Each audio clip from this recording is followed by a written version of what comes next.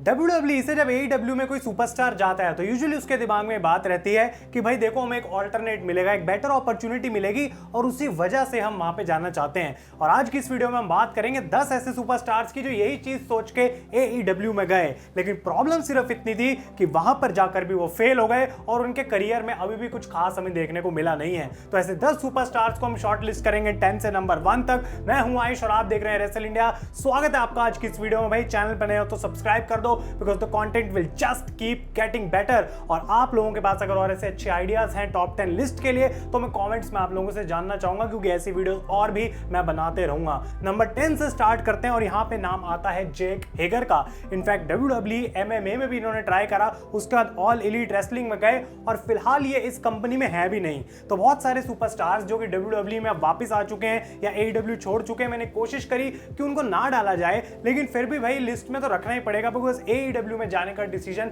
उनके लिए ठीक प्रूव नहीं हुआ। जैक हेगर की मैं बात करूं तो भाई 5 साल उन्होंने इस कंपनी के अंदर बिताए और 5 साल तक लगातार वो एक साइड किक बने रह गए क्रिस जेरिको की या फिर और किसी भी सिचुएशन में जहां पे वो थे। कभी उनको एज द मैन हाईलाइट नहीं करा गया किसी भी सिचुएशन में। और WWE की मैं बात करूं, जैक स्वैगर जहां पे वो थे तो वहां पे ECW champion, world champion, money in the bank winner और यूनाइटेड स्टेट्स टाइटल भी वो जीते थे। तो जो अलग चीज ढूंढने के लिए वो AEW में गए थे वो AEW में तो उनको मिली नहीं और वो कंपनी वहां से भी छोड़ के जा चुके हैं। नंबर 9 की हम बात करते हैं तो यहां आती हैं सरेया यानी कि पेज, जिनको एक बहुत ही हॉरिबल इंजरी के बाद WWE छोड़कर जाना पड़ा था और WWE ने उनको कभी वापस एक्सेप्ट नहीं करा बिकॉज उनके हिसाब से वो रिस्क नहीं लेना चाहते थे।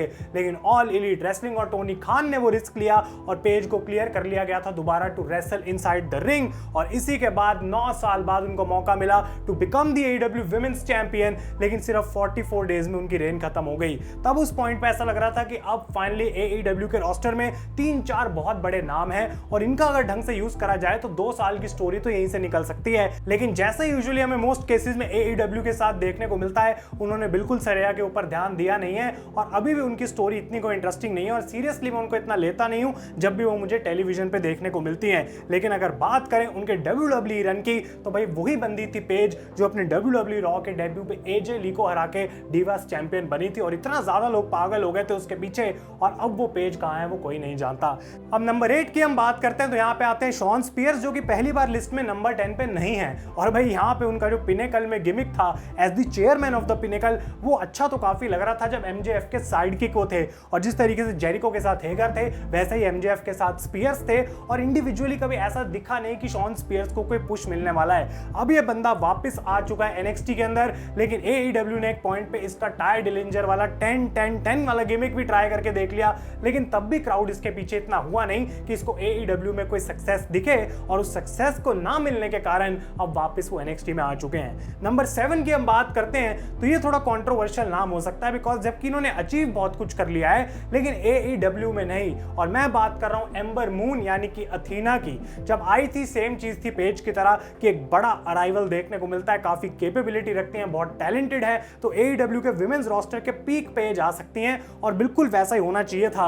लेकिन टोनी खान ने इनको AEW की जगह ROH का सुपरस्टार बना के रख दिया है और ये मेरी हमेशा से बहुत बड़ी कंप्लेंट रही है कि आखिर क्यों ROH और AEW और AAA और फलाना और ढिमकाना ये सारी कंपनी एक ही कंपनी में आके जुड़ चुकी हैं। और अथीना इस पॉइंट पे लॉन्गेस्ट रेनिंग विमेंस चैंपियन है रो की हिस्ट्री में और भाई उससे तब भी किसी को ज्यादा फर्क पड़ नहीं रहा। जो बिल्कुल ही एक्स्ट्रा ऑर्डिनरी हार्डकोर फैन है या फिर अथीना के फैंस है वही उनको फॉलो कर रहे हैं। आई डोंट नो उसके अलावा कौन सी मेन स्ट्रीम में इसकी बात हो रही है कि लॉन्गेस्ट रेनिंग ROH चैंपियन कौन है, जबकि उनके लिए ये चीज काफी बढ़िया है। लेकिन AEW TBS टाइटल और विमेंस वर्ल्ड टाइटल को जीतने में दोनों केसेस में वो अनसक्सेसफुल रही और उनकी WWE करियर में भी वो सिर्फ NXT के अंदर ही विमेंस टाइटल और टैग टीम टाइटल उन्होंने जीता था। तो कुछ लोग बोलेंगे कि हाँ वो बेटर कर रही है WWE से निकल के, लेकिन AEW में अगर उनका कुछ नहीं हुआ तो मैं उसको एज अ फेलियर ही देखूंगा। नंबर 6 की अब हम बात करते हैं तो यहाँ पे भी एक बहुत बड़ी डिसअपॉइंटमेंट है मेरे लिए पर्सनली बिकॉज इस बंदे से मेरी बहुत ज्यादा उम्मीद थी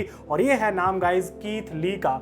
ये बंदा टैग टीम चैंपियन बना था स्वर्ग स्ट्रिकलैंड के साथ एक पॉइंट पे, लेकिन उसके अलावा इसके सिर्फ रैंडम मैचेस ही हमें देखने को मिले AEW में, कुछ खास उनके साथ करा नहीं। और ऊपर से इंजरीज जिस तरीके से कीथ ली की देखने को मिली, रिसेंटली उनकी डबल सर्जरी हुई, उसने हेल्प नहीं करा उनके इस करियर को। कोलिजन जब लॉन्च हुआ था तो कीथ ली को वहां पे डाला गया था, उनके कुछ मैचेस देखने को मिल रहे थे, लेकिन उसके बाद सेम स्टोरी, इतनी रैंडम स्टोरी कि किसी को फर्क ही नहीं पड़ रहा था। था।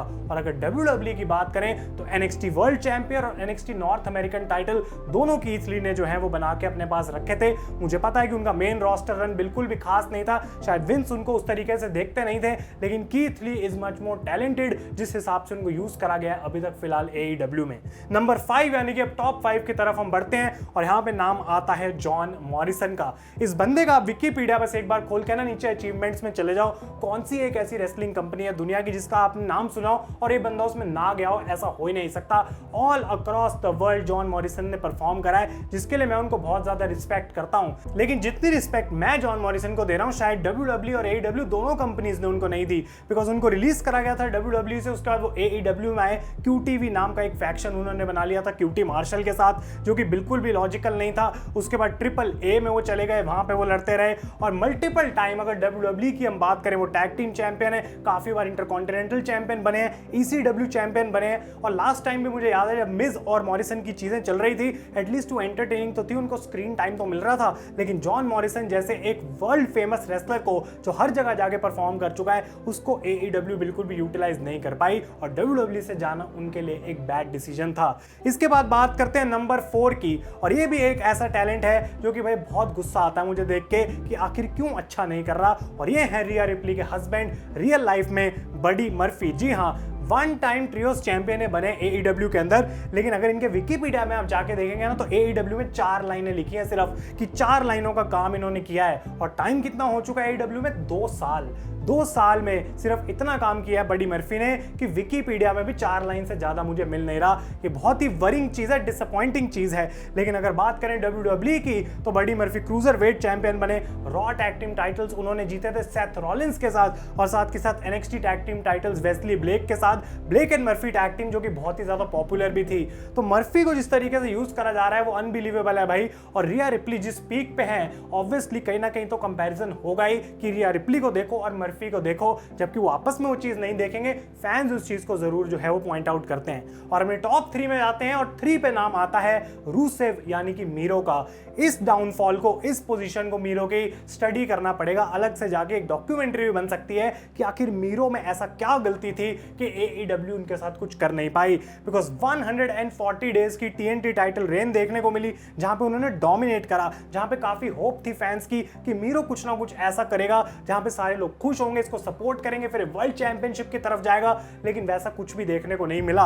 और अगर हम मीरो की अपीयरेंसेस देखेंगे तो भाई उनका ग्राफ पता है AEW में कैसा है, ऐसे ऊपर भाई जैसे कोई स्विमिंग कर रहा हो। तो कभी आ रहे हैं, फिर लंबे टाइम के लिए गायब हो जाते हैं, फिर 2 बार टीवी पे दिखे, फिर लंबे टाइम के लिए गायब हो गए। पिछले 18 महीने में केवल 13 मैचेस लड़े हैं मीरो ने, जो कि शॉकिंग है मेरे हिसाब से, क्योंकि बाकी टाइम वो या तो इंजर्ड थे या फिर कोई क्रिएटिव प्लान नहीं था। और मीरो की भी ये जो डिसअपॉइंटमेंट है वो काफी ज्यादा अब है, और ऑब्वियसली बहुत बार न्यूज भी ऐसी आई है कि अब वो जो रिकवरी कर रहे हैं उसमें वो पीछे चल रहे हैं, यानी कि अब भी जितना टाइम लगना तो उससे ज्यादा टाइम लगेगा। तो कब मीरो वापस आएगा, कब AEW उसको पुश करेगी, आखिर इस बंदे के साथ कुछ होगा भी या फिर नहीं। उनकी वाइफ भी आके AEW से चली गई, उनको कॉन्ट्रैक्ट नहीं मिला। WWE में रूसेव इतना बढ़िया कर रहे थे, एटलीस्ट उनको लोग जानते तो थे, जबकि एक पॉइंट के बाद उनकी बुकिंग बेकार जरूर थी, लेकिन Rusev I think achieve much more जो कि मीरो ने करा इन AEW। और जैसा कि मैं कह रहा हूं ये तो एक अलग से स्टडी बन सकती है। नंबर 2 की बात करते हैं तो ये भी हाउस ऑफ ब्लैक के एक मेंबर है, और ये है मैलाकाई ब्लैक, जिसमें पोटेंशियल दुनिया भर की है और यूज जो है वो भाई गटर भर का भी नहीं है। और मुझे अच्छा नहीं लग रहा बिल्कुल भी ये बात करने की, बिकॉज WWE और दोनों AEW इक्वली ब्लेम्ड है इसके अंदर, क्योंकि मैलाकाई ब्लैक NXT चैंपियन थे, उनकी एक ऑरा है, उनकी एक वाइब है, उनका जो कैरेक्टर है वो काफी सुपरस्टार से अलग भी है। और अगर उनकी एज की मैं बात करूं भाई तो he is just 39 years old, यानी कि अभी 7-8 साल का प्राइम करियर मैलाकाई ब्लैक का और आराम से बचा हुआ है। और इसके अंदर भी अभी तक उन्होंने कुछ खास ऐसा करा नहीं है, जबकि इनके विकिपीडिया में आपको 4 से ज्यादा लाइनें जरूर मिल जाएंगी। ये वो बंदा था जिसने अराइव होने के बाद AEW में 2 बार हराया कोडी रोड्स को। जी हाँ, कोडी रोड्स जो कि one of the best top stars था AEW का, WWE का चैंपियन है, उस बंदे को हराने के बावजूद भी एज के अगेंस्ट हारे TNT चैंपियनशिप के लिए स्टील केज मैच में। लेकिन तब भी मैलाकाई ब्लैक एक ऐसी पोजीशन में बैठे हुए हैं जहां पे कुछ खास बुकिंग इस टीम के लिए है नहीं। लेकिन अगर WWE की मैं बात करूं भाई तो कुछ भी खास नहीं किया मैलाकाई ब्लैक ने। ऐसा लग रहा है सिर्फ NXT चैंपियनशिप जीती, डस्टी रोड्स क्लासिक जीते रिकोशे के साथ। तो आखिर क्या प्रॉब्लम है भाई, आपको क्या लगता है मैलाकाई ब्लैक क्या बेकार सुपरस्टार है जिसको कुछ नहीं दिया जा रहा? क्यों WWE ने भी वैसा किया? लेकिन एटलीस्ट WWE में वो सिंगल्स चैंपियन तो बने NXT के अंदर, AEW में वो भी देखने को नहीं मिला। और नंबर 1 पे जो सुपरस्टार आता है, इट WWE का लेजेंड है, लेकिन तब भी मैं बोलूंगा इस बंदे ने जितना खुद को स्क्रू करा है, AEW और WWE दोनों ने कोई मदद नहीं करी इस बंदे को सही करने में। और मैं बात कर रहा हूं जेफ हार्डी की, जो एक पॉइंट पे बचपन में मेरे फेवरेट सुपरस्टार भी थे। Jeff Hardy is the charismatic enigma जो मैच से बाहर चले गए थे लाइव शो में, और उसके बाद WWE ने उनको रिलीज भी कर दिया था बिकॉज जेफ हार्डी ने रिहैब में जाने से मना कर दिया था। बाद में पता लगा था कि जो जेफ हार्डी हैं उन्होंने कुछ गलत नहीं किया और WWE शायद उस डिसीजन को रिग्रेट भी करती है, लेकिन उनको कभी वो वापस नहीं लेके आए। जेफ हार्डी की मैं बात करूं AEW के अंदर तो डबल और नथिंग में उनको जो है वो इंजरी हुई थी, काफी बड़ी मेजर कंकशन टाइप इंजरी, और एक बार फिर से उसके बाद वो सस्पेंड हो गए थे driving under the influence of alcohol की वजह से। और AEW को भी पता लग गया था कि जेफ हार्डी के जो डीमंस हैं वो जेफ हार्डी को छोड़ के मानने को तैयार नहीं है। और उसके बाद जब वो वापस आए, कुछ टाइम के लिए दिखे और उन्होंने पिच करा कि मैं अपना विलो वाला आइडिया वापस लाना चाहता हूं और AEW में उसको लेके आना चाहता हूं, तो AEW ने उसको बिल्कुल स्क्रैप कर दिया, मना कर दिया उसके लिए, बिकॉज कहीं ना कहीं शायद उनको एक ये यकीन नहीं था जेफ हार्डी पे कि हम कुछ नया फिर से इसके साथ करेंगे और ये प्रॉब्लम क्रिएट करेगा और फिर से हमारी कंपनी की इमेज जो है खराब हो जाएगी। करंटली अगर मैं बात करूं तो यहाँ पे उनका आखिरी मैच हुआ था रैम्पेज में सैमी गेवारा के साथ, और उसके बाद वो चले गए AEW से और करंटली TNA में परफॉर्म कर रहे हैं। इस पे मैं सोच रहा हूँ एक अलग से वीडियो भी बनानी चाहिए डाउनफॉल ऑफ जेफ हार्डी पे, जहाँ पे मेन टॉपिक यही होगा कि जेफ स्क्रूड जेफ, उसकी कहानी में हम जा सकते हैं और उसके बारे में बात कर सकते हैं गाइस। लेकिन ये थे वो 10 सुपरस्टार्स जो कि AEW में गए थे सोच के कि कुछ बढ़िया होगा हमारे करियर के साथ, लेकिन लौट के उल्लू घर को आए, और घर को तो नहीं आए, किसी और ही घर चले गए, लेकिन इनका जो करियर है वो अभी भी वहीं का वहीं खड़ा हुआ है। तो आप लोग अपने ओपिनियंस बताएं, और अगर कोई ऐसा नाम मैंने मिस कर दिया लिस्ट में तो वो मैं कॉमेंट में जरूर जानना चाहूंगा। ऐसी और वीडियोस देखते रहें, सब्सक्राइब जरूर कर लें रेसल इंडिया पे गाइस। तब तक के लिए thank you so much for watching. मैं हूं आयुष और आप देख रहे हैं रेसल इंडिया।